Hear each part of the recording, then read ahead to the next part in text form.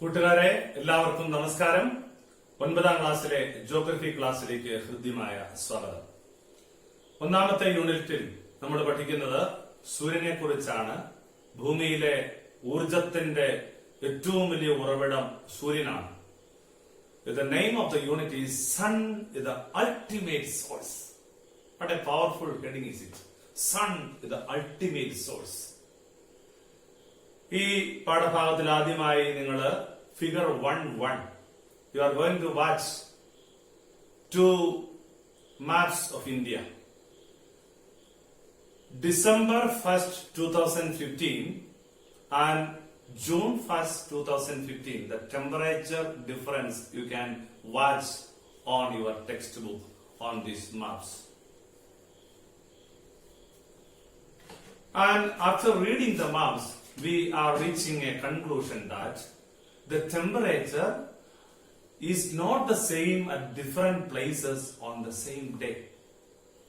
Second conclusion is the temperature experienced at a particular place is not same in all seasons. So, the temperature varies in accordance with place and time. Now, we have certain causes and consequences of the distribution of atmospheric temperature. We are going to deal with that. If the Earth's surface facing the sun gets heated by the flow of the energy which begins with the sunrise and lasts till sunset.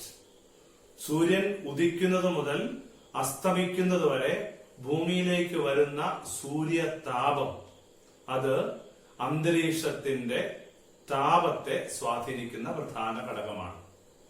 The heat is then transferred to the atmosphere from the surface of the earth through various processes. ഭൂമിയിൽ വന്നു പതിക്കുന്ന സൂര്യതാപം പല മാർഗങ്ങളിലൂടെ അന്തരീക്ഷത്തിലേക്ക് തിരികെ പോകുന്നുണ്ട്. ഈ പ്രോസസ്സിനെയാണ് നമ്മൾ ആദ്യം പഠിക്കുന്നത്. Now you are going to understand the processes of heat transfer in the atmosphere. You can watch figure 1.2. Figure 1.2. Please watch. In this figure, we are going to see 4 processes of heat transfer in the atmosphere. The names are conduction, convection, advection, and terrestrial radiation. You can see the picture, and it is very clear from the picture. What is conduction? Heat is transferred to that part of the atmosphere close to the hot surface of the earth. ഭൂമിയുടെ ഏറ്റവും അടുത്ത പ്രദേശത്തേക്ക്, ചൂടുള്ള പ്രദേശത്തേക്ക് ചൂട് ഉയരുന്നതിനെയാണ് conduction എന്ന് പറയുന്നത്. The second is convection. Convectionil the heated air expands and rises. അതായത് ഭൂമിയുടെ ഉപരിതലത്തിലുള്ള ചൂടായ വായു അത് വികസിക്കുകയും മുകളിലേക്ക് ഉയരുകയും ചെയ്യുന്നു. Third one is advection. Advection means horizontal transfer of heat by wind. ഭൂമിയുടെ ഉപരിതലത്തില് ചൂടുണ്ട്. ആ ചൂടുണ്ടായത് സൂര്യരശ്മികൾ പതിച്ചത് മൂലമാണെന്നറിയാം. ഈ ചൂട് വശങ്ങളിൽ നിന്ന് കാറ്റ് വരുമ്പോൾ വശങ്ങളിലേക്ക് മാറിപ്പോകുന്നു, സ്വാഭാവികമായ കാര്യം. ദിസ് ഹൊറിസോണ്ടൽ ട്രാൻസ്ഫർ, വശങ്ങളിലേക്കുള്ള transfer of heat by wind is called as advection. So it is clear: conduction, convection, and advection. The fourth one is little different. Not little different, it is too different. This is terrestrial radiation. It should be very clear. Terrestrial radiation. See the picture. The heat is transferred from the surface of the earth. ഭൂമിയുടെ ഉപരിതലത്തിൽ നിന്ന് heat transfer ചെയ്യും എന്ന് വെച്ചാൽ മാറിപ്പോകും എങ്ങോട്ട്? To the outer space in the form of long waves. Outer space എന്ന് വെച്ചാൽ അകലേക്ക് പോകുന്നു. In the form of long waves. This is known as terrestrial radiation. So, conduction, convection, and advection are confined to the near atmosphere of the earth. ഭൂമിയുടെ ഏറ്റവും അടുത്ത അന്തരീക്ഷത്തിലേക്ക് ആണ് കണ്ടക്ഷനിലും കൺവെക്ഷനിലും അഡ്വെക്ഷനിലും heat transferring നടക്കുന്നത്. എന്നാൽ ടെറസ്ട്രിയൽ റേഡിയേഷനിൽ ഈ ഹീറ്റ് ട്രാൻസ്ഫർ ഭൂമിയുടെ outer സ്പേസിലേക്ക് വലിയ തരംഗങ്ങളായി പോകുന്നു. അതിനെയാണ് ലോങ് വേവ്സ് എന്ന് നമ്മൾ പറയുന്നത്. ദൈർഘ്യമുള്ള, നീളമുള്ള വേവുകളായി, തരംഗങ്ങളായി പോകുന്നു. the re-radiation of energy from the surface of the earth back to the outer space in the form of long waves is called as terrestrial radiation. So, in this case, the atmosphere absorbs the terrestrial radiation. Why the atmosphere absorbs the terrestrial radiation? Because there is the presence of certain gases which absorb the terrestrial radiation, which we have already studied in our previous classes. And it will be good to remember those names of the gases which absorb the terrestrial radiation. Now we are going to the next point. Next point is heat budget. What is heat budget? When we hear about budget, we know that the budget means the balance between the income and expenditure. വരവും ചെലവും തമ്മിലുള്ള ബാലൻസിങ്ങിനെയാണ് യഥാർത്ഥത്തിൽ budget എന്ന് വിളിക്കുന്നത്. ഇവിടെ അപ്പോൾ heat budget എന്ന് പറഞ്ഞാൽ എന്താണ്? The balance between insolation and terrestrial radiation is called heat budget. Insolation means സൂര്യനിൽ നിന്ന് താഴേക്ക് താപം വരുന്നതിനെ, രശ്മികൾ വരുന്നതിനെയാണ് insolation, into the earth. Terrestrial radiation എന്ന് പറഞ്ഞാൽ ഈ ഭൂമിയിൽ നിന്ന്, ഉപരിതലത്തിൽ നിന്ന് തിരികെ റേഡിയേഷൻ, റീറേഡിയേഷൻ, പ്രതിധ്വനിക്കുന്നതിനെയാണ് ടെറസ്ട്രിയൽ റേഡിയേഷൻ എന്ന്. ഈ രണ്ടും തമ്മിലുള്ള ബാലൻസിങ്ങിനെ വിളിക്കുന്ന പേരാണ് ഹീറ്റ് ബഡ്ജറ്റ്. ഇവിടെ നമുക്ക് വളരെ വ്യക്തമായ രീതിയിൽ ഒരു പിക്ചർ നൽകിയിട്ടുണ്ട്. Insulation coming down of the sunrise and the terrestrial radiation happening in many ways, no, goes back to the outer space. Some units are absorbed by the clouds. Like this, the terrestrial radiation is happening in different ways. This is known as what? Heat budgeting. And what is heat budgeting?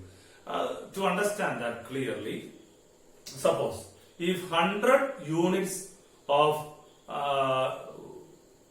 100 units of heat is coming down to the atmosphere, to the earth, about 35 units of energy are reflected back by the atmosphere itself. So, we have a clear table here. The amount of energy reflected by the atmosphere and earth's surface, if it is 35 units, the direct terrestrial radiation is 70 units. And then the second thing is the energy reaching the earth's surface is 51 units, and the energy held by the atmosphere is 14 units, that is totally 65 units. The radiation from the atmosphere is 48 units, so there also it is 65, the balance is there, 65 and 65. Now, the entire energy reaching the Earth's surface is returned to the outer space through various means. That is the balancing. ഭൂമിയിലെത്തുന്ന മുഴുവൻ ഊർജവും പല വഴികളിലൂടെ തിരികെ റീറേഡിയേറ്റ് ചെയ്യപ്പെടുന്നുണ്ട്. അതുകൊണ്ടാണ് the process is called as heat budget. Heat budget. Through this heat balancing process, that means the heat budget. അപ്പോൾ ഈ heat balancing പ്രോസസിന്റെ പേരാണ് എന്ത്? Heat budget. The surface temperature of the earth is kept balanced. So this is called as heat budget. Next is the temperature. What is temperature? We have to understand what is temperature. Temperature is the degree of hotness of the atmosphere. അന്തരീക്ഷത്തിന്റെ താപനിലയുടെ അളവിനെയാണ് എന്തെന്ന് വിളിക്കുന്നത്? Temperature എന്ന് വിളിക്കുന്നത്. താപനില. Okay, ഇനി താപനില നമ്മൾ സാധാരണ ടി വിയിലൊക്കെ കാണുന്നത് രണ്ട് തരം. കാലാവസ്ഥ പറയുമ്പോൾ പറയും ഈ ദിവസത്തെ ഏറ്റവും ഉയർന്ന താപനില, കുറഞ്ഞ താപനില. That means maximum temperature and minimum temperature. എപ്പോഴാണ് ഈ മാക്സിമം ടെമ്പറേച്ചറും മിനിമം ടെമ്പറേച്ചറും അളക്കുന്നത്? Maximum temperature is calculated by the meteorologist at 2 p.m. on a day, 2 p.m. afternoon 2 p.m. And the minimum temperature is calculated just before the sunrise, And the instrument used to measure the temperature is maximum and minimum thermometer. It is there on the textbook. And we can see the picture of the maximum and minimum temperature. After this class, you can also see the video of this maximum or minimum temperature. And for dealing this maximum and minimum temperature, we have to be familiar with two concepts. Which are they? The concepts are diurnal range of temperature and the daily mean temperature. And what is diurnal range of temperature? It is very simple. Diurnal range of temperature എന്ന് പറഞ്ഞാൽ ഒരു ദിവസത്തെ maximum ടെമ്പറേച്ചറും ആ ദിവസത്തെ minimum ടെമ്പറേച്ചറും തമ്മിലുള്ള വ്യത്യാസത്തെ വിളിക്കുന്ന പേരാണ് diurnal range of temperature. What is daily mean temperature? Daily mean temperature എന്ന് പറഞ്ഞാൽ average temperature of A day ആണ്. അത് കണക്ക് കൂട്ടുന്നത് maximum temperature of the day plus minimum temperature of the day divided by 2 is equal to daily mean temperature, diurnal temperature and daily mean temperature. Now you can see the picture of maximum and minimum thermometer. We can read, this is the instrument for measuring the maximum and minimum temperature in the day. Now two thermometers are connected using a U-shaped glass tube. You can see the picture. With the mercury filled in the maximum thermometer expands with the rise in temperature and pushes up the metal indicator. You can see this on the right side. And on the left side it is the minimum temperature. The indicator remains at the position showing the maximum temperature of the day. Thus the maximum temperature of the day is calculated or can be read at any time during a day. The minimum thermometer has alcohol filled above the indicator. Minimum temperature അളക്കുന്ന ഇടതുവശത്തെ ട്യൂബിന്റെ മുകളിലായിട്ട്, അതായത് അളവ് കാണിക്കുന്ന മെറ്റലിന്റെ മുകളിലായിട്ട് എന്ത് ചേർത്തിരിക്കുന്നു? Alcohol fill ചെയ്തിരിക്കുന്നു. When the temperature falls, the indicator is pushed up as the alcohol contracts. ഇതാണ് ഇതിൽ ഉപയോഗിച്ചിരിക്കുന്ന technology. The minimum temperature can be read from the position of the indicator at any time. So ഈ maximum minimum thermometer ഉപയോഗിച്ച് ഒരു ദിവസത്തിലെ ഏത് സമയത്ത് വേണമെങ്കിലും maximum and minimum temperature calculate ചെയ്യാൻ നമുക്ക് സാധിക്കുന്നു. So now we are going to deal with the next point, the distribution of temperature on an area. You can see the map of India here. There are some curved lines are there. You can see some curved lines are there.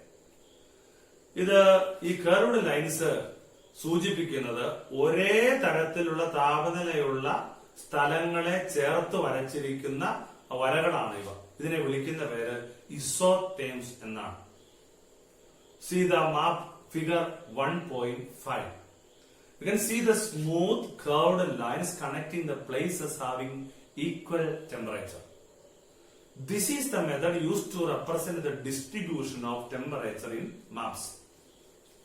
മാപ്പുകളിൽ താപ വിതരണം സൂചിപ്പിക്കാൻ ഉപയോഗിക്കുന്ന വരകളാണിത്. ഇത് imaginary lines connecting places having equal atmospheric temperature are called isotherms. ഇതുപോലുള്ള imaginary lines അവിടെ ആരും അങ്ങനെ വരച്ചു വെച്ചിട്ടില്ല. ഇത് ഒരു സാങ്കല്പിക രേഖയാണ്. ഇങ്ങനെയുള്ള ഒരേ തരത്തിലുള്ള താപനിലയുള്ള പ്രദേശങ്ങളെ ചേർത്ത് കണക്ട് ചെയ്ത് വരച്ചിരിക്കുന്ന ഇമാജിനറി ലൈനുകളെ വിളിക്കുന്ന പേരാണ് isotherms. This may be very new concept for you. You have to be clear. Isotherms. Now the temperature varies from place to place on Earth's surface. So what are the reasons for the variation of temperature in different places?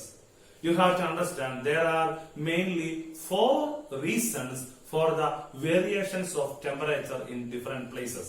Which are they? That are, number 1 is latitude, number 2 is altitude, number 3 is nearness of ocean, and number 4 is winds. These are the 4 reasons for the variations of temperature. Now we are going to study the factors influencing the distribution of temperature.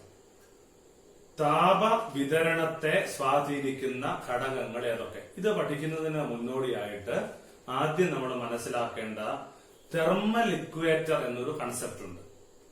Thermal equator എന്ന് പറയുന്നത് ഇസോതെർമ്സുമായി ബന്ധപ്പെട്ടതാണ്.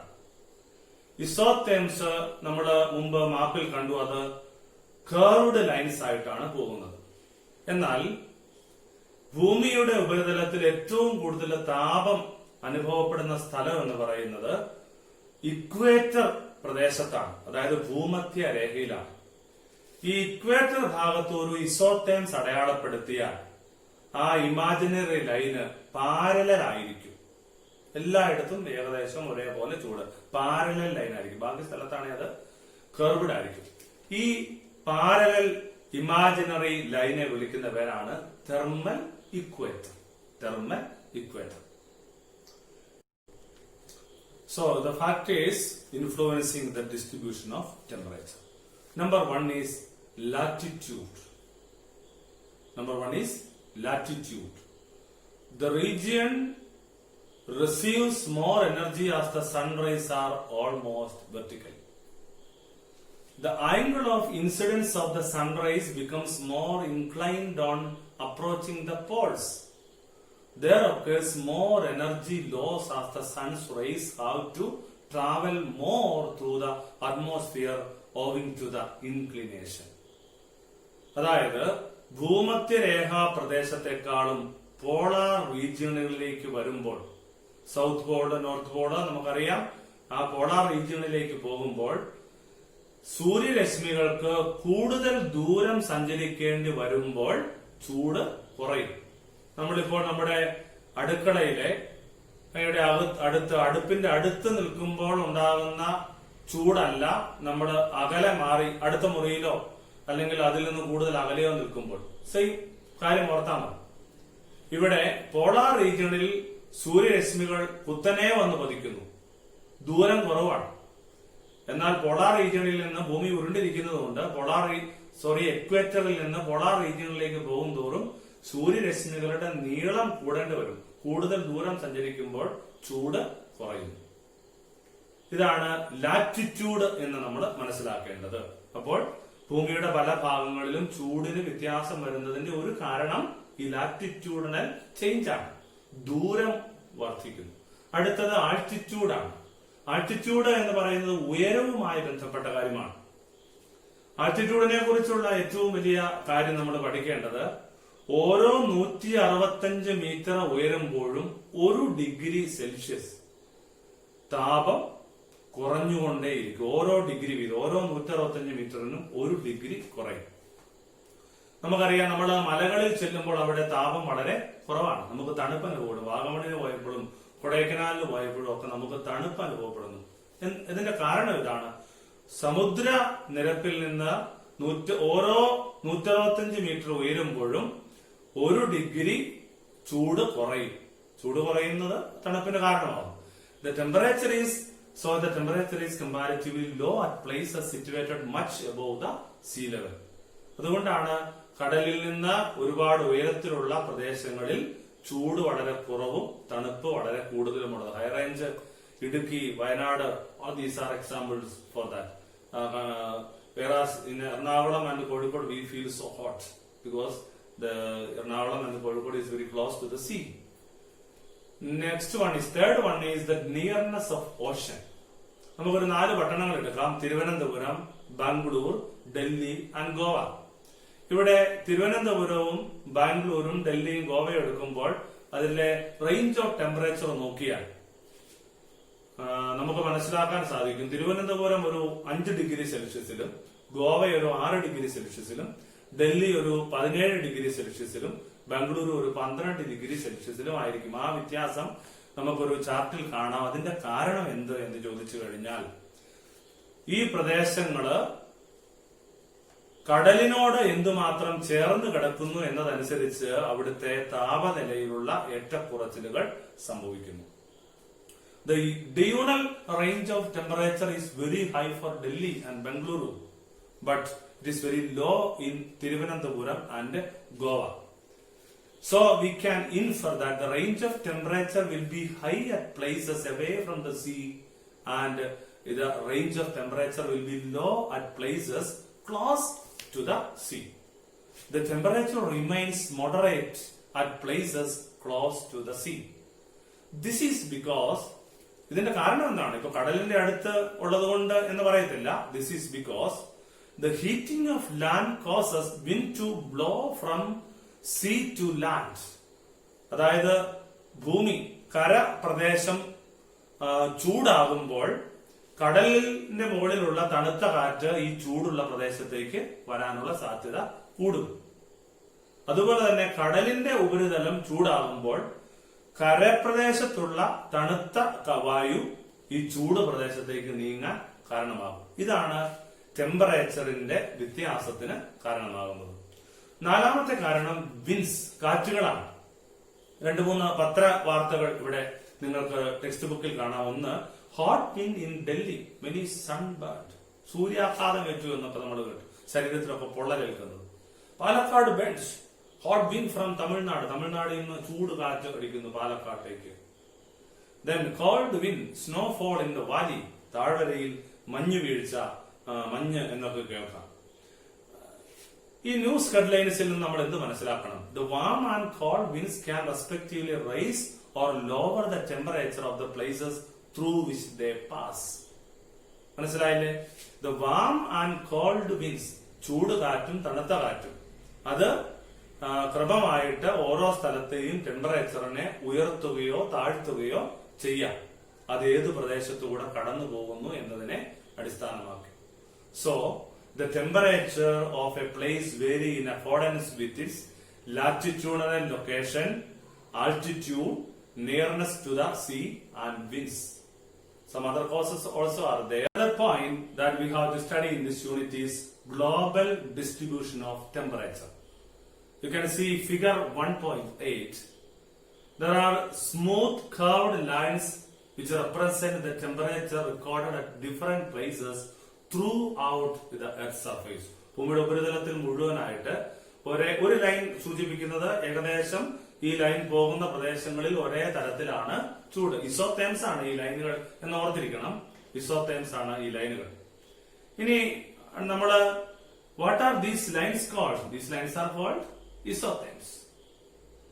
Isotherms in the southern hemisphere are almost parallel to the equator compared to those in the northern hemisphere.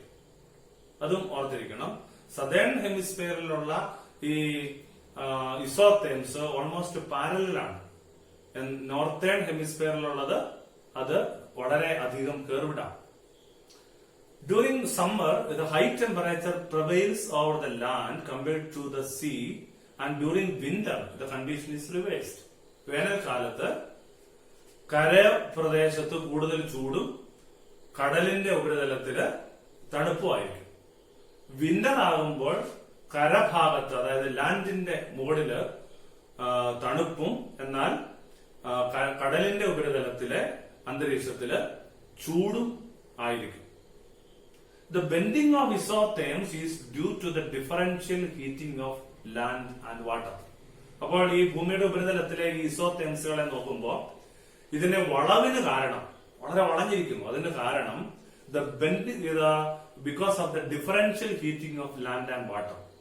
ഭൂമിയുടെ കരപ്രദേശത്തിന്റെ മുകളിലുള്ള അന്തരീക്ഷവും കടലിന്റെ ഉപരിതലത്തിലുള്ള അന്തരീക്ഷവും ചൂടാകുന്നതിലെ വ്യത്യാസമാണ് ഈ ബെൻഡിങ്ങിന്റെ കാരണമായി നിൽക്കുന്നത്. നമുക്ക് ആ മാപ്പിൽ നിന്നത് വ്യക്തമായി മനസ്സിലായിട്ടുണ്ട്. So the fluctuation in the atmospheric temperature, which leads to the atmosphere, which leads to many atmospheric phenomena, which are the pressure variations, wind, cloud, and precipitation. അന്തരീക്ഷത്തിലെ താപവ്യതിയാനം ചില അന്തരീക്ഷ പ്രതിഭാസങ്ങളിലേക്ക് നയിക്കുന്നു. ഏതൊക്കെയാണ്? ഒന്ന്, പ്രഷർ വേരിയേഷൻ, മർദ്ദവ്യത്യാസം. 2, കാറ്റുണ്ടാകുന്നു. 3, ക്ലൗഡ്, മേഘങ്ങൾ രൂപപ്പെടുന്നു. 4, പ്രസിപ്പിറ്റേഷൻ, മഴ, പലതരത്തിലുള്ള മഴകള് ഉണ്ടാകുന്നത്. All these are atmospheric phenomenon which are caused by the fluctuation in the atmospheric temperature. So, our unit is sun, the ultimate source, energy. ഈ ഭൂമിയുടെ എല്ലാ കാര്യങ്ങളെയും ക്രമീകരിക്കുന്നതിൽ സൂര്യതാപത്തിന് അസാധാരണമായ പങ്കുണ്ട് എന്നാണ് നമ്മൾ പഠിച്ചു പോകുന്നത്. So now we move water in the atmosphere. അപ്പം അന്തരീക്ഷത്തിലെ താപം അന്തരീക്ഷത്തിലെ വളരെ വലിയ പ്രതിഭാസങ്ങൾക്ക് കാരണമാകുന്നുണ്ട്. അതിനെക്കുറിച്ച് പഠിക്കുന്നതിന്റെ ആരംഭമായിട്ട് അന്തരീക്ഷത്തിലെ ജലാംശത്തെ കുറിച്ച് നമ്മൾ പഠിക്കുകയാണ്.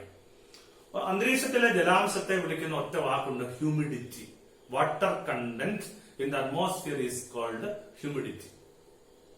Okay, now which are the factors that influence the amount of moisture in the atmosphere?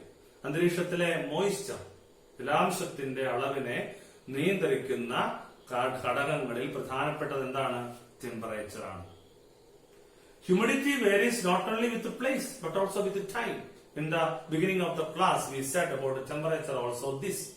So humidity വ്യത്യാസപ്പെടുന്നത് സ്ഥലം അനുസരിച്ചല്ല, സമയം അനുസരിച്ച് കൂടിയാണ്. Place and time makes variations in the humidity. So the actual amount of water present in the atmosphere is called absolute humidity. അന്തരീക്ഷത്തിലുള്ള ആകെ ജലാംശത്തിന്റെ അളവിനെ വിളിക്കുന്ന പേരാണ് absolute humidity. അത് അളക്കുന്നത് it is measured as the amount of water vapour present per cubic metre volume of air. ഒരു cubic metre വായുവിൽ എത്ര gram ജലാംശമുണ്ട് എന്ന തോതിലാണ് ഈ ഹ്യൂമിഡിറ്റി അളക്കുന്നത്. There is a limit to the amount of water vapor the atmosphere can hold at a certain temperature. ഒരു പ്രത്യേക താപനിലയിൽ അന്തരീക്ഷ വായുവിന് വഹിക്കാൻ പറ്റുന്ന ജലാംശത്തിന് ഒരു ലിമിറ്റ് ഉണ്ട്, പരിധിയുണ്ട്. നമ്മളൊരു ടാങ്കില് എന്തുമാത്രം വെള്ളം കൊള്ളുന്നതിന് പരിധിയുണ്ട് എന്നതുപോലെ അന്തരീക്ഷ വായുവിന് ജലാംശത്തെ വഹിച്ചു നിൽക്കാൻ പറ്റുന്ന അളവിനൊരു പരിധിയുണ്ട്. So the stage at which the atmosphere is fully saturated, വെള്ളം നിറഞ്ഞു നിൽക്കുന്നതിനെ with water is termed as saturation level. അന്തരീക്ഷത്തില് കൊള്ളാവുന്നതിന്റെ പരമാവധി വെള്ളം നിറഞ്ഞു നിൽക്കുന്ന അവസ്ഥയെ വിളിക്കുന്ന പേരാണ് saturation level. Saturation level. When the atmosphere becomes saturated, എന്ത് സംഭവിക്കും? Then condensation begins. നിറഞ്ഞു നിൽക്കുമ്പോൾ കണ്ടൻസേഷൻ, ഘനീഭവിക്കൽ ആരംഭിക്കും. So we have learned about the condensation in earlier classes. So the critical temperature at which condensation begins, that point is called dew point. മൂന്ന് പ്രധാന കാര്യങ്ങളാണ് ഇപ്പൊ പറഞ്ഞത്. ഇത് മൂന്നാമത്തേതാണ്. ഒരു പ്രത്യേക താപനിലയിൽ കണ്ടൻസേഷൻ, ഘനീഭവനം ആരംഭിക്കുന്ന ആ അവസ്ഥയെ, ആ പോയിന്റിനെ വിളിക്കുന്ന പേരാണ് due point. So the ratio between the amount of water vapor present in the atmosphere and the total water holding capacity of the atmosphere at a given temperature is called relative humidity. ആദ്യം നമ്മൾ പഠിച്ചത് absolute humidity ആണ്.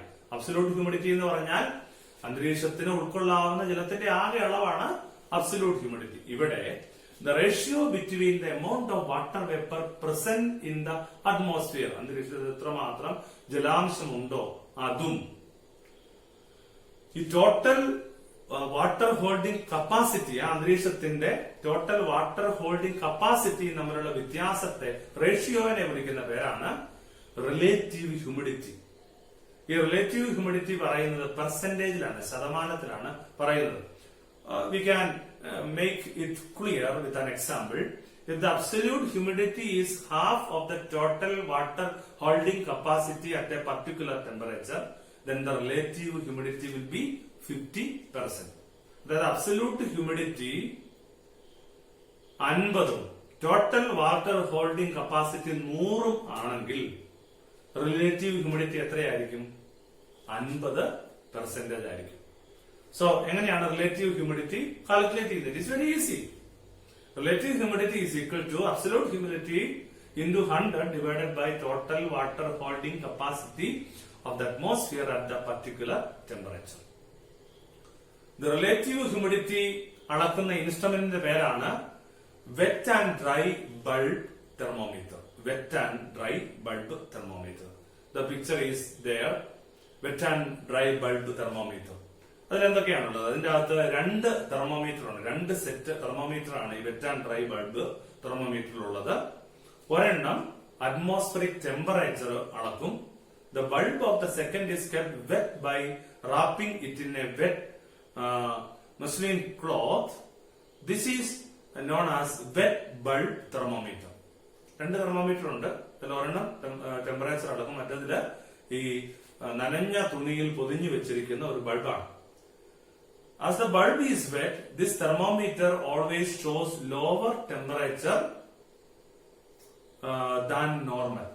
കുറവ് temperature കാണിക്കുള്ളൂ. Relative humidity is calculated based on the difference in temperature between these two thermometers. ഈ രണ്ട് തെർമോമീറ്ററിലെയും കാണിക്കുന്ന താപനിലയുടെ വ്യത്യാസമാണ് റിലേറ്റീവ് ഹ്യൂമിഡിറ്റി അളക്കാൻ ഉപയോഗിക്കുന്നത്. Based on the difference at any particular temperature, corresponding relative humidity can be found out from these instruments. Generally, the relative humidity will be low when the difference in temperature is high. That is the theory. Now, we are going to see, we saw the point, the dew points. And from the dew point, what starts? Condensation starts. And which are the different forms of condensation? The atmosphere should reach the saturation level for condensation to begin. Saturation level എത്തുമ്പോഴാണ് എന്താരംഭിക്കുന്നത്? Condensation ആരംഭിക്കുന്നത്. The water vapor go to a considerable fall in temperature. The water vapor in the atmosphere begins to condense. അതായത് അന്തരീക്ഷത്തിൽ കൊള്ളാവുന്നതിന്റെ maximum ജലമായി കഴിഞ്ഞാൽ വീണ്ടും water vapour അങ്ങോട്ട് വരുമ്പോൾ ഒരു പ്രത്യേക താപനിലയിൽ വെച്ച് ഈ water vapour in the atmosphere begins to condense. ഇതിനെയാണ് കണ്ടൻസേഷന്റെ ആരംഭം എന്ന് നമ്മൾ മനസ്സിലാക്കേണ്ടത്. നമുക്ക് പ്രധാനമായും 4 തരത്തിലാണ് കണ്ടൻസേഷൻ ഉള്ളത്. 1 frost, 2 mist or fog, 3 due, 4 cloud. So we will deal with one after another. One is dew. You have a picture also there. What is dew? നമ്മള് നല്ല പ്രഭാതത്തിൽ മുറ്റത്തൊക്കെ ഇറങ്ങുമ്പോൾ ഇലകളുടെയൊക്കെ അറ്റത്ത്, പ്രത്യേകിച്ച് നിലത്ത് പറ്റിപ്പിടിച്ചിരിക്കുന്ന ഇലകളുടെയൊക്കെ തുമ്പത്തായിട്ട് ചെറിയ ഡ്രോപ്പ് കാണും. അതിനെയാണ് ഡ്യൂ എന്ന് വിളിക്കുന്നത്. These are actually water droplets clinging onto the blades of grass and leaves early in the morning. അതെങ്ങനെയാണ് സംഭവിക്കുന്നത്? The surface of the earth gets cooled during the night and it cools the near atmosphere. രാത്രിയാണെന്ന് നമുക്കറിയാം, നമ്മുടെ ഭൂമിയുടെ ഉപരിതലത്തിൽ ചെറിയൊരു coolness ഒക്കെ വരും, തണുപ്പൊക്കെ വരും. അങ്ങനെ വരുമ്പോൾ ഭൂമിയുടെ ഉപരിതലം തണുക്കുമ്പോൾ എന്ത് സംഭവിക്കും? ഉപരിതലം തണുക്കുന്നതിന്റെ കാരണം എന്താ? സൂര്യതാപം അപ്പോൾ ഇല്ല. ഉപരിതലം തണുക്കുമ്പോൾ അതിന്റെ അടുത്തുള്ള അന്തരീക്ഷത്തെയും അത് തണുപ്പിക്കും. This causes the water vapor to condense and the condensed droplets cling onto the cold surfaces on the earth. ഇത് ഈ താപനിലയിലുള്ള വ്യത്യാസം കണ്ടൻസേഷൻ ആരംഭിക്കാൻ കാരണമാവുകയും അത് നമ്മൾ ഈ പറഞ്ഞ ഇലയുടെയൊക്കെ തുമ്പത്ത് പറ്റിപ്പിടിച്ചിരിക്കും. അതിനെയാണ് എന്തെന്ന് വിളിക്കുന്നത്? ഡ്യൂ എന്ന് വിളിക്കുന്നത്. ഈ ഡ്യൂ നമുക്കറിയാം സൂര്യൻ ഉദിച്ചു കഴിഞ്ഞാൽ അപ്രത്യക്ഷമാവുന്നുണ്ട്. കാരണം സൂര്യതാപമേറ്റ് വെളുക്കുമ്പോൾ ഭൂമിയുടെ ഉപരിതലത്തിലെ ടെമ്പറേച്ചറിൽ വ്യത്യാസം വരുമ്പോൾ ഇത് സ്വാഭാവികമായി നീരാവിയായി ഉയരുന്നു. Second thing is frost. ഭൂമിയുടെ പല സ്ഥലങ്ങളിലും 0 ഡിഗ്രിയിൽ താഴെ ടെമ്പറേച്ചർ ഉള്ള സ്ഥലങ്ങളുണ്ട്. 0 ഡിഗ്രിയിൽ താഴെ, മൈനസ്. ഇങ്ങനെയുള്ള പ്രദേശങ്ങളിൽ instead of dew tiny ice crystals are formed there. This forms of condensation is called frost. 0 ഡിഗ്രിയിൽ താഴെ താപനിലയുള്ള ഭൂമിയുടെ പ്രദേശങ്ങളിൽ ഈ ഡ്യൂവിന്റെ മറ്റൊരു ഫോമാണ് ഫ്രോസ്റ്റ്. അത് ചെറിയ ഐസ് പാർട്ടിക്കിൾ ആയിട്ട് കാണപ്പെടുന്നു. മൂന്നാമത്തേത് ഫോഗ് ഓർ മിസ്റ്റ് ആണ്. നമ്മുടെ വാഹനങ്ങളിലൊക്കെ യാത്ര ചെയ്യുമ്പോൾ മൂടൽമഞ്ഞ് എന്നൊക്കെ പറയാറുണ്ട്, പ്രത്യേകിച്ച് ഉയർന്ന പ്രദേശങ്ങളിലൊക്കെ. ഇത് വിന്റർ സീസണിൽ പ്രത്യേകമായി നമ്മൾ അനുഭവിച്ചിട്ടുണ്ട്. This is called as mist or fog, the condensed tiny droplets of water formed by the cooling of air remains suspended in the atmosphere itself. അതായത് അന്തരീക്ഷത്തിലെ താപനില കുറഞ്ഞു വരുമ്പോൾ കണ്ടൻസേഷനിലൂടെ ചെറിയ ജലകണികകൾ അന്തരീക്ഷത്തിൽ തന്നെ നിലനിൽക്കുന്നു. അതാണ് അന്തരീക്ഷത്തിൽ ഒരു ഒരു മൂടൽ മഞ്ഞിന്റെ രൂപത്തിൽ നമുക്ക് കാണാൻ സാധിക്കുന്നത്. They can very well be described as clouds close to their surface. യഥാർത്ഥത്തിൽ ഇതിനെ ഭൂമിയുടെ ഏറ്റവും അടുത്തുള്ള മേഘങ്ങൾ എന്ന് വിളിക്കാവുന്നതാണ്. Fog or mist is the result of condensation around the minute dust particles in the lower atmosphere. ഫോഗും മിസ്റ്റും സംഭവിക്കുന്നത് മൈന്യൂട്ട് ആയിട്ടുള്ള ഡസ്റ്റ് പാർട്ടിക്കിൾസ് ഉണ്ട്. ഡസ്റ്റ് എന്ന് വെച്ചാൽ പൊടി പടലങ്ങളുണ്ട്. അവയിൽ പറ്റിപ്പിടിച്ച് കണ്ടൻസേഷനിൽ ഈ ജലകണികകൾ നിൽക്കുന്നതാണ് ഈ ഫോഗ് അല്ലെങ്കിൽ മിസ്റ്റ് ഉണ്ടാകുന്നതിന് കാരണം. This may obstruct the visibility too. നമുക്ക് വാഹനമൊക്കെ ഓടിച്ചുകൊണ്ട് പോകാൻ വളരെ ബുദ്ധിമുട്ടുണ്ട്. നമ്മുടെ ചില വാഹനങ്ങളിലൊക്കെ അതുകൊണ്ടൊരു യെല്ലോ ലൈറ്റ് അവർ പിടിപ്പിച്ചിരിക്കുന്നത് കാണാം, ഈ വിസിബിലിറ്റി ഉണ്ടാകാൻ വേണ്ടി. If the range of visibility is less than 1 kilometre it is termed fog. നമ്മുടെ ആ വിസിബിലിറ്റി, കാഴ്ചയുടെ ദൂരം 1 കിലോമീറ്ററിൽ കുറവാണെങ്കിൽ അതിനെ വിളിക്കുന്ന പേര് ഫോഗ് എന്നും. If the range of visibility is more than 1 kilometre it is called mist. നമുക്ക് 1 കിലോമീറ്ററിന്റെ അപ്പുറം കാണാം എന്ന അവസ്ഥയാണ് അതിനെ മിസ്റ്റ് എന്ന് പറയുന്നത്. രണ്ട് സെയിം ആണ്. The airports in north India get temporarily closed during winter due to dense fog. നമ്മൾ പത്രവാർത്തകളിൽ കണ്ടിട്ടുണ്ട്, നോർത്ത് ഇന്ത്യയിലെ വടക്കേ ഇന്ത്യയിലെ വിമാനത്താവളങ്ങളൊക്കെ വിന്റർ സീസണിൽ അടച്ചുവിട്ടു. കാരണം എന്താ? വഴി കാണത്തില്ല. എയർപോർട്ടില് വിമാനങ്ങൾക്ക് വന്നിറങ്ങാനുള്ള സൗകര്യം ഇല്ലാതെ ആകുന്നു. അത്രമാത്രം ക്ലൗഡി ആയിട്ട് പോകുന്നു. ഇതാണ് ഫോഗ് മിസ്റ്റ്. അടുത്തായിട്ട് ക്ലൗഡ്സ് ആണ്. We have already learned about clouds. Clouds are formed by the condensation of water vapor around the fine dust particles in the atmosphere. അന്തരീക്ഷത്തിലെ പൊടിപടലങ്ങളോട് ചേർന്ന് കണ്ടൻസേഷൻ സംഭവിച്ച് ജലകണികകൾ ഒരുമിച്ച് ചേരുന്നതാണ് എന്ത്? മേഘങ്ങൾ, clouds. The water droplets of formed are less than 0.001 centimeter in dimension. ഇത്രയും ചെറുതാണ്, വളരെ മൈന്യൂട്ടാണ്. That's why they remain suspended in the atmosphere. അത്രയും ചെറുതായതുകൊണ്ട് they remain suspended, അവിടെ തന്നെ ഇങ്ങനെ നിലനിൽക്കുന്നു. So in the atmosphere we are seeing different types of clouds. So clouds can be classified according to their form and height. ക്ലൗഡ്സിനെ നമ്മൾ വേർതിരിക്കുന്നത് അതിന്റെ രൂപത്തിന്റെ അടിസ്ഥാനത്തിലും അതെന്തുമാത്രം ഉയരത്തിലാണ് എന്നതിന്റെ അടിസ്ഥാനത്തിലുമാണ്. ഈ അടിസ്ഥാനത്തിൽ based on the form there are 4 types of clouds. അതിന്റെ രൂപം അനുസരിച്ച് 4 തരം ക്ലൗഡ് ഉണ്ട്. ഏതൊക്കെയാണത്? 1 cirrus clouds, 2 Stratus cloud, 3 cumulus clouds and 4 nimbus clouds. Number 1 cirrus clouds. Picture നമുക്ക് കാണാം. These are feather like clouds. പക്ഷിയുടെ ഒക്കെ തൂവൽ കണക്കെ നമുക്ക് തോന്നുന്ന ക്ലൗഡുകളാണ്. വളരെ ക്ലിയർ ആയിട്ടുള്ള അറ്റ്മോസ്ഫിയർ ഉള്ളപ്പോഴാണ് ഇത്തരത്തിലുള്ള നല്ല മേഘങ്ങൾ നമ്മൾ കാണുന്നത്. Second one is Stratus clouds. These appear in the thick layers in the lower part of the sky.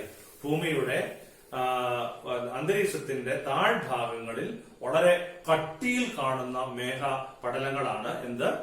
Stratus clouds. മൂന്നാമത്തേത് ക്യുമുലസ് ക്ലൗഡ്സ് ആണ്. These clouds resemble huge cotton bundles, വലിയ പഞ്ഞിക്കെട്ടുകൾ പോലെയുള്ള. ഇത് വളരെ ശക്തമായ സ്ട്രോങ് കൺവെക്ഷൻ കറന്റ്സ് അതുമൂലം സംഭവിക്കുന്നതാണ്. They have large vertical extent. അതിന് വളരെ നീളത്തിൽ വ്യാപിച്ചു കിടക്കുന്നതാണ് ഈ cumulus clouds. Next one is nimbus clouds. These are dark rain clouds in the lower atmosphere. അറ്റ്മോസ്ഫിയറിന്റെ താഴെ ഭാഗങ്ങളിലുള്ള വളരെ ഇരുണ്ട മേഘങ്ങളെയാണ് നിംബസ് ക്ലൗഡ്സ് എന്ന് വിളിക്കുന്നത്. These clouds appear dark as it does not allow sunlight to pass through due to thick concentration of water droplets. വളരെ തിക്കായിട്ട് അതിന്റെ അകത്ത് വാട്ടർ ഡ്രോപ്ലെറ്റ്സ് ഉള്ളത് കൊണ്ട് സൂര്യകിരണങ്ങളെ കടത്തി വിടാത്തത് കൊണ്ടാണ് നമുക്ക് അതിൻ്റെതായിട്ട് തോന്നുന്നത്, വളരെ ഡാർക്ക് ആയിട്ട് തോന്നുന്നത്.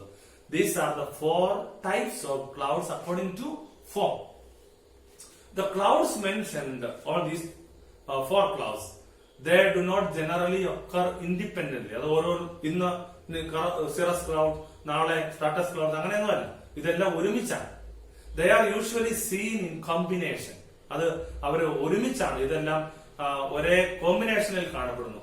Four example, the combination of cumulus and nimbus clouds is termed as cumulonimbus clouds. Cumulus ക്ലൗഡും നിംബസ് ക്ലൗഡും കൂടെ കൂടി വരുമ്പോൾ അതിനെ ക്യുമുലോ നിംബസ് ക്ലൗഡ്സ് എന്ന് വിളിക്കുക. അങ്ങനെ കോമ്പിനേഷനിലാണ് നമ്മൾ ആകാശത്തില് ഈ മേഘങ്ങളെ കാണുന്നത്. ഓക്കെ, ഈ പറഞ്ഞ മേഘങ്ങൾ, ക്ലൗഡുകൾ ഭൂമിയുടെ ഉപരിതലത്തിൽ, അന്തരീക്ഷത്തിൽ പല ഉയരത്തിലും കാണപ്പെടുന്നുണ്ട്. ഉയരത്തിന്റെ അടിസ്ഥാനത്തിൽ ഈ മേഘങ്ങളെ നാലായിട്ട് തിരിക്കാം. High clouds, medium clouds, low clouds, clouds with great vertical extent. High clouds കാണപ്പെടുന്നത് 20,000 മുതൽ 40,000 അടി ഉയരത്തിലാണ്, ഫീറ്റ്. മീഡിയം ക്ലൗഡ്സ് കാണപ്പെടുന്നത് 7,000 to 20,000 ഫീറ്റ്. അതിനിടയിൽ കാണപ്പെടുന്ന ക്ലൗഡുകളെയാണ് മീഡിയം ക്ലൗഡ് എന്ന് വിളിക്കുന്നത്. ലോ ക്ലൗഡ്സ് 7,000 ഫീറ്റിനുള്ളിൽ കാണപ്പെടുന്നു. Clouds with great vertical extent, അത് ഈ 3 ഉയരത്തിലും പെടുന്നതാണ്. 2,000 മുതൽ 30,000 വരെ അടി ഭൂമിയിൽ നിന്നുള്ള ഉയരത്തിൽ വളരെ വെർട്ടിക്കലായിട്ട് കാണപ്പെടുന്ന, വളരെ എക്സ്റ്റെൻഡ് ആയിട്ടുള്ള, വളരെ വ്യാപിച്ചു കിടക്കുന്ന മേഘങ്ങളെയാണ് clouds with great vertical extent എന്ന് വിളിക്കുന്നത്. അടുത്ത പ്രതിഭാസം ഈ അന്തരീക്ഷത്തിലെ താപനിലയിലുള്ള വ്യത്യാസം കൊണ്ട് ഉണ്ടാകുന്ന പ്രതിഭാസങ്ങളെയാണ് നമ്മൾ പഠിക്കുന്നത്. അടുത്ത പ്രതിഭാസം എന്ന് പറയുന്നത് പ്രസിപ്പിറ്റേഷൻ ആണ്. പ്രസിപ്പിറ്റേഷൻ എന്താണ്? Continuous condensation causes the droplets in the clouds to grow in size. വളരെ തുടർച്ചയായിട്ട് കണ്ടൻസേഷൻ, അത് തണുത്തുറഞ്ഞു വരുമ്പോൾ എന്ത് സംഭവിക്കും? ക്ലൗഡുകളിൽ വളരെ ശക്തമായ, അധികമായ ഈ ജലകണികകൾ രൂപപ്പെടും. Being unable to resist the gravitational force of the earth, the water droplets get released from the clouds and fall on the earth in different forms.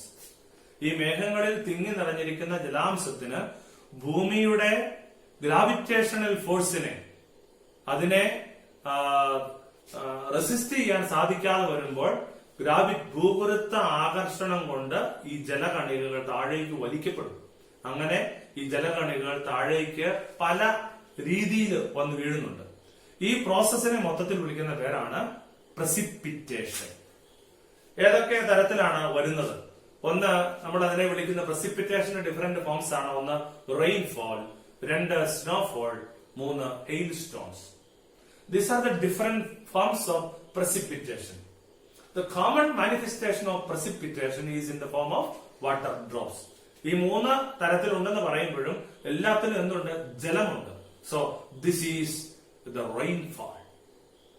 The common form of precipitation is in the form of water drops, and this is called as rainfall. When the temperature falls below 0 degrees Celsius, precipitation reaches the earth in the form of tiny crystals of ice. This is snowfall. അന്തരീക്ഷത്തിലെ താപനില 0 ഡിഗ്രിയിലും താഴെ ആയിരിക്കുമ്പോൾ ആകാശത്തു നിന്ന്, മേഘങ്ങളിൽ നിന്ന് പോരുന്ന ജലകണികകൾ താഴെ എത്തുമ്പോൾ ചെറിയ ഐസ് രൂപത്തിലെത്തുന്നു. അതിനെയാണ് മഞ്ഞു വീഴ്ച, ഐസ് വീഴ്ച, സ്നോഫോൾ എന്ന് പറയുന്നത്. If the water droplets released from the clouds happen to pass through colder layers of the atmosphere, they may reach the earth in the form of ice pellets. അതിനെയാണ് നമ്മൾ എന്ത് വിളിക്കുന്നത്? Hail stones. നമ്മുടെ മലയാളത്തിൽ പറഞ്ഞാൽ ആലിപ്പഴം എന്ന് നമ്മൾ വിളിക്കുന്നത്. അന്തരീക്ഷത്തിലെ വളരെ കോൾഡർ ലെയേഴ്സിലൂടെ ഈ വെള്ളം കടന്നു പോരുമ്പോൾ അത് തണുത്തുറഞ്ഞ്, ഒരു ഫ്രിഡ്ജിലൂടെ കയറി പോരുമ്പോൾ എന്ന് ഓർത്തുക, അത് ചെറിയ ഐസ് കട്ടകളായി വന്ന് വീഴുന്നു. അതിനെയാണ് ഹെയിൽ സ്റ്റോൺസ് എന്ന് പറയുന്നത്. ഇനി ഈ പ്രസിപ്പിറ്റേഷന്റെ ഒക്കെ കോമൺ ആയിട്ടുള്ള ഫോം എന്താണ്? റെയിൻ ആണ്, മഴയാണ്. റെയിനും വ്യത്യസ്ത രീതിയിലാണ് ഉണ്ടാകുന്നത്. ഏതൊക്കെയാണെന്ന് നോക്കാം. The moisture laden wind from the sea enters the land and moves upwards along the mountain slopes where it gets cooled and condensed to form clouds. മനസ്സിലാവുന്നുണ്ട് എന്ന് വിചാരിക്കുന്നു. The moisture laden wind from the sea, അതായത് കടലിന്റെ ഉപരിതലത്തിൽ നിന്നുള്ള ജലകണികകൾ നിറഞ്ഞ, ജലാംശം നിറഞ്ഞ കാറ്റ് കരപ്രദേശത്ത് എത്തി ഉയരങ്ങളിലേക്ക് പോകുമ്പോൾ ഉയർന്ന കുന്നുള്ള പ്രദേശങ്ങളിൽ അത് തടഞ്ഞു നിർത്തപ്പെടും. അവിടെ എന്ത് ചെയ്യും? അത് വീണ്ടും കൂൾഡായി അത് ക്ലൗഡുകളായി രൂപാന്തരപ്പെടും, മേഘങ്ങളായി രൂപാന്തരപ്പെടും. When the windward sides of the mountain receive heavy rainfall, the leeward sides, അപ്പോൾ ഈ കാറ്റ് വന്നടിച്ച കുന്നിന്റെ ചെരിവ്, ആ പ്രദേശത്ത് ഭയങ്കര മഴയായിരിക്കും. ആ സമയത്ത് leeward means the other sides do not receive rainfall due to the descending dry air. അപ്പുറത്തെ വശത്ത് എന്തില്ല? മഴയില്ല. കാരണം എന്താണ്? ഡ്രൈ എയർ അവിടെ ഡിസെൻഡ് ചെയ്യുകയാണ്, താഴുകയാണ്. This type of rainfall is known as orographic rainfall or relief rainfall. Orographic rainfall or relief rainfall. The places situated at the leeward side of the mountains that do not receive any rainfall are referred to as rain shadow regions. മഴ നിഴൽ പ്രദേശങ്ങൾ എന്നാണ് ഈ leeward region, മഴയില്ലാത്ത വരണ്ട പ്രദേശങ്ങൾ അറിയപ്പെടുന്നത്. Rain shadow regions. The picturization is there on figure 1.20. You can see it. Now we move to the characteristics of equatorial climatic region. We have already learned. The high temperature and daily afternoon rains are the peculiarities of this region. Equatorial region. അതായത് അവിടെ ചൂട് വളരെ കൂടുതലാണ്, കാരണം സൂര്യരശ്മികൾ ഏറ്റവും ദൈർഘ്യം കുറഞ്ഞെത്തുന്ന സ്ഥലമാണ്, direct ആയിട്ട് എത്തുന്ന സ്ഥലമാണ്. ഈ സ്ഥലങ്ങളിൽ ഉള്ള പ്രത്യേകത വളരെ ശക്തമായ ചൂടുണ്ട്, പക്ഷെ ആഫ്റ്റർനൂണിൽ വളരെ ശക്തമായ മഴ കിട്ടുന്നുണ്ട്. എന്തുകൊണ്ടാണിത്? Due to high temperature air gets heated and rise up. അതാണ് അതിന്റെ കാരണം. Now the cumulus clouds are formed by the cooling and condensation of rising warm air. ഈ warm air ഉയരുന്നത് കൊണ്ട് എന്ത് രൂപപ്പെടും? Cumulus clouds രൂപപ്പെടും. Rainfall occurs with the thunder and lightning. This rain mostly occurring in afternoon does not last long. ഇത് ഇടിയും മിന്നലും ഒക്കെയുള്ള വളരെ ശക്തമായ മഴയായിരിക്കും, കാരണം cumulus clouds ആണ്. This type of rainfall is called as convectional rainfall. This is a common phenomenon in the tropical regions during summer. Tropical regionsil വേനൽക്കാലത്തോടനുബന്ധിച്ച് ഈ ഇടി മിന്നലോടുകൂടിയ മഴ വളരെയധികം ഉണ്ട്. അതിന്റെ പേരാണ് കൺവെക്ഷണൽ റെയിൻഫോൾ. അതിന്റെ റീസൺസ് ആണ് നമ്മൾ പരിചയപ്പെട്ടത്. There is always a difference in the atmospheric temperature over the land and sea. അതാണ് നമ്മൾ പഠിച്ചു വന്നത്. If the air over the sea comes in contact with the air over the land in the coastal regions, the warm air will be pushed upwards, causing the cloud formation and rainfall. Warm air push ചെയ്ത് അത് മുകളിലേക്ക് ഉയർന്നു പോവുകയും മേഘങ്ങൾ അവിടെ രൂപപ്പെടാൻ കാര്യമാവുകയും ചെയ്യും. ഇങ്ങനെ, അതായത് കടലിന്റെയും കരയുടെയും ബോർഡറിലാണ് ഇത് സംഭവിക്കുന്നത്. ഇങ്ങനെ സംഭവിക്കുന്ന മഴയെ വിളിക്കുന്ന പേരാണ് border rain. Border rain. All the functions of our living planet, we are coming to the conclusion, all the functions of our living planet, the earth, are regulated by the sun. So we call sun the ultimate source. The very existence of the biosphere is by direct or indirect dependence on the solar energy. The distribution of plants, animals on the earth is actually in accordance with the availability of sunshine. The case of human beings, we the human beings also is not different. All the atmospheric phenomena inevitable for sustaining life on earth are controlled by solar energy. There is a natural mechanism to retain the required amount of energy obtained from the sun and send back the surplus. The average surface temperature of the earth will vary with even the slightest variation in the energy flows. ഭൂമിയുടെ average surface temperature മാറാനുള്ള സാധ്യത ഈ സൂര്യ ഊർജത്തിന്റെ വരവിലെ ചെറിയ മാറ്റങ്ങൾ പോലും വരുത്താം. Insolation and terrestrial radiation. This is in turn becomes the threat to the sustenance of life. ഇത് ഭൂമിയിൽ ജീവന്റെ നിലനിൽപ്പിന്, അത് മനുഷ്യജീവൻ, മൃഗജീവൻ, സസ്യജീവൻ എല്ലാത്തിന്റെയും നിലനിൽപ്പിന് ആഘാതമായി ബാധിക്കാൻ സാധ്യതയുള്ള കാര്യമാണ്. So you have to understand very clearly sun as the ultimate source of energy. Thank you.